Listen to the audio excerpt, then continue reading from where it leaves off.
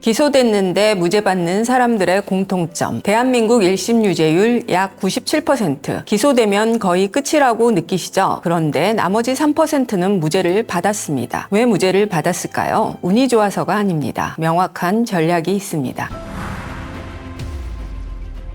안녕하세요. 법무법인 동인의 대변인 원지혜 변호사입니다. 오늘은 기소된 이후에도 무죄까지 갈 수 있는 5가지 전략 핵심만 정리해드리겠습니다. 첫 번째, 공소장을 먼저 읽으십시오. 공소장은 검사가 법원에 제출하는 공식적인 유죄 주장서입니다. 법원은 공소장에 적힌 범죄 사실에 대해서만 판단합니다. 없는 사실에 대해서 심리하거나 유죄를 선고할 수 없습니다. 공소장은 범죄 사실의 구성 요건이 명확히 특정되어 있어야 합니다. 예를 들어 사기죄라면 언제 누구에게 어떤 거짓말을 했는지, 어떤 피해가 발생했는지, 거짓말과 피해 발생에 인과관계가 있는지 구체적으로 특정되어 있어야 합니다. 이게 모호하다면 유죄가 인정되기 어려울 수 있습니다. 실제로 허술한 공소장은 그만큼 수사가 덜 되었다는 반증이기도 합니다. 공소장의 빈틈이 곧 방어의 시작입니다. 두 번째, 수사 절차의 위법성을 확인하셔야 합니다. 형사재판은 단순한 증거 싸움이 아니라 적법한 증거 싸움입니다. 피의자의 참여권을 보장하지 않은 압수수색이나 포렌식, 압수수색 영장에 기재된 범죄 사실과 무관한 별건에 대한 압수, 압수 대상 물건이 아닌 물건에 대한 압수, 이런 경우 해당 증거는 법정에서 배제됩니다. 절차의 위법성으로 사건 전체가 무너지기도 합니다. 그래서 증거기록 보실 때 압수조서나 압수경위에 관한 수사보고서 등도 꼼꼼하게 챙겨보셔야 합니다. 절차가 실체에 우선합니다. 세 번째, 나에게 유리한 반대 증거는 지금 당장 확보하여야 합니다. 증거는 기다려주지 않습니다. CCTV 영상은 보통 30일에서 길어야 90일이면 삭제됩니다. 통화 내역도 보존기한이 지나면 영영 찾을 수 없습니다. 나중에 수사기관이 알아서 찾아주겠지? 이미 늦습니다. 그래서 즉시 확보가 원칙입니다. 필요하면 법원에 증거 보존을 신청할 수도 있습니다. CCTV를 보유한 업체나 통신사에 보존 요청을 해두면 나중에 증거가 삭제됐을 때 그 사실 자체를 다툴 수 있습니다. 그리고 하나 더, 화면 캡처만 하지 마시고 원본 데이터를 확보해 두세요. 원본은 검증이 가능하지만 캡처는 조작 의심을 받을 수도 있습니다. 네 번째, 반대 신문이 승부를 가릅니다. 재판은 결국 진술의 신빙성 싸움인 경우가 많습니다. 확인할 것은 3가지입니다. 수사 단계와 법정 진술이 일치하는지, 즉 진술의 일관성이 있는지, 진술 내용이 물리적으로 가능한지, 구체적으로 특정되는지. 진술이 흔들리는 순간 사건 자체가 흔들립니다. 5번째, 1심에서 유죄가 나왔다고 해서 아직 실망하기는 이릅니다. 항소심은 사실관계에 대하여 처음부터 다시 보는 재판입니다. 새로운 사실을 주장하거나 증거 제출이 가능하고 법리 오해뿐만이 아니라 1심 판단의 사실 오인에 대해서도 다툴 수 있습니다. 1심 재판을 토대로 부족한 부분을 보완할 수 있습니다. 참고로 만약 내가 구속 상태로 기소되었다면 보석 청구도 적극 검토하셔야 합니다. 구속되어 재판을 받느냐, 불구속 상태로 재판을 받느냐, 방어 환경 자체가 달라집니다. 유죄율 97%라는 숫자는 반대로 말하면 준비된 3%는 무죄를 받았다는 뜻입니다. 공소장의 빈틈, 절차 위반, 반대 증거,